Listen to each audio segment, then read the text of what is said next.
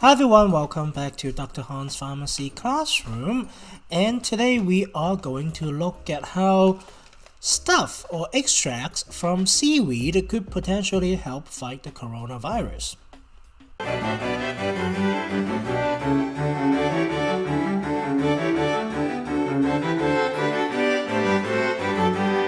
Hi guys, welcome back to the channel. If you're new to the channel, I'm Dr. Han.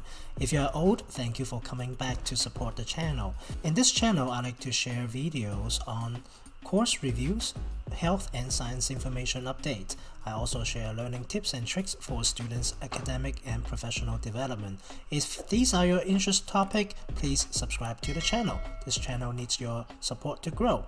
So in the past week, I've run into a very interesting article that is published in a journal called Cell Discovery. In this journal, they were saying there's a compound from seaweed could actually help fight coronavirus. Now, I eat seaweed a lot, and a lot of Asian people eat a lot of seaweed, and that really sparked my interest into looking into this article, and I would like to take this chance to share what their findings with you guys, see what you think about this particular compound. Now without further talking, let's go to the slide. Hi guys, like I said in the opening here, today we're looking at a very interesting article looking at how a extract or compound from seaweed can act as a decoy for SARS-CoV-2. This particular topic actually sparked a lot of interest in me, so I went into it and read about it, so I hope I can share some information with you all.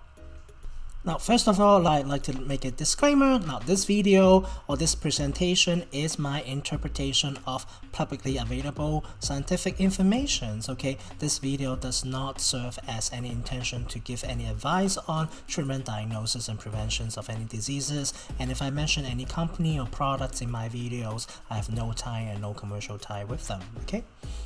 So what is in the seaweed that is so interesting? Actually, there are two types of sulfate polysaccharides, or you can think of it as branched long chain of sugars. Okay, now these special sugar have two names. One is LPI27 and the other one is LPI28. Now the common name is called fucoidan. Fucoidan actually is right now being sold as a supplement in a bottle. Okay, you could potentially find it on supplement store shelves. Okay, now this special sugar actually can be extracted from a special type of seaweed. The scientific name for this seaweed is called Saccharinea japonica, or commonly known as the sea kelp, and I have one here right in my home. Okay. So what this experiment do? Actually, they extracted these two compounds and also using heparin. Okay, heparin is a commonly used drug or injectable drug for treating prevent of blood clots. Okay, so they look at these three compounds and many other sugar compound actually to bind to the spike protein of the SARS-CoV-2 virus, and they find out the LPI27 having the highest molecular weight, or the heaviest, the biggest, actually can bind the best, okay, to the S protein itself. And in terms of the structure of the sugar, having more branches actually makes them binds better, and that's why LPI28 binds better than heparin, which is a single chain long sugar compared to the LPI28. Now, after they find out how the sugar binds to S protein, they want to look at the effect of the binding. Right, so they do some cell experiments using monkey kidney cells, okay, that is engineered to express ACE2 in receptors.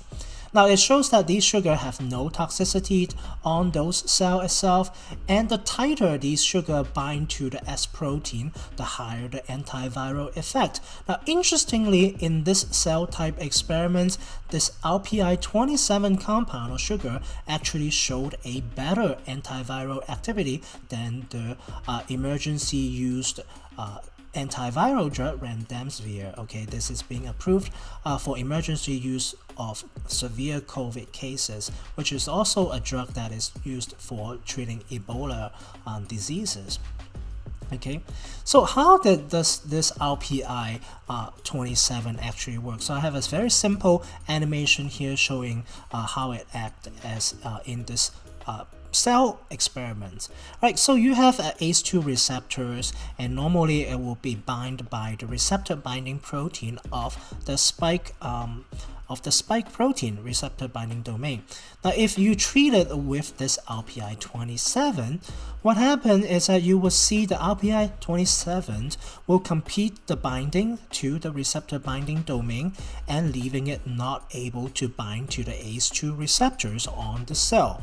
In another word, it means this RPI 27 acts as a decoy, okay, a decoy so that to lure the RBD to bind to it. So what are the potential implications for this fucoidan? Now fucoidan is generally safe because it is being marketed as a supplement currently.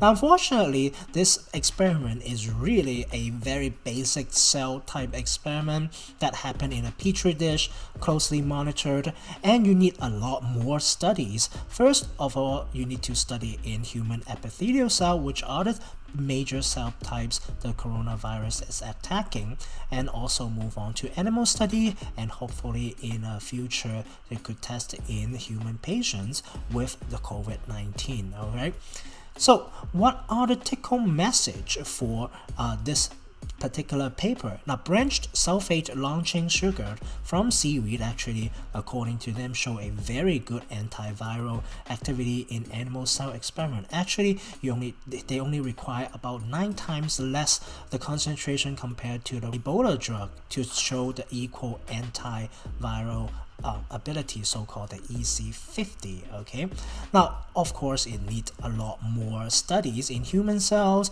and as well as in actual patients. Now one of the potential implications or application for this compound is that unlike heparin, which is a injectable drug, this compound can be delivered orally or potentially even in a nasal sprays. Now if in the future this compound can be developed into a drug, or a variant of this compound being make into a drug, there are easy way to deliver this drug compared to doing an injection. Right, to learn more, here is the link for the article itself. I will also put the link in the description box down below so that you can evaluate them. So what is my afterthought about this article? So I think it will take a very long time for a compound isolated from seaweed being able to use as a drug.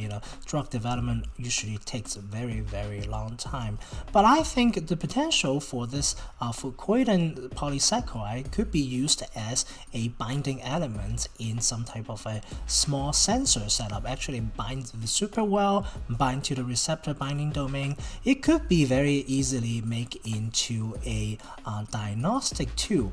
That's how I feel about it. Well, why I think about it, that's also my topic of research. So I research mostly on diagnostic tools using different type of a binding elements. So it actually sparked my imaginations for my own research. Right, so that is all for this week. So I hope you learned something new and find it as interesting as I am. And I will see you again next week for another episode of COVID-19 update. Well, have a nice week ahead of you. Bye.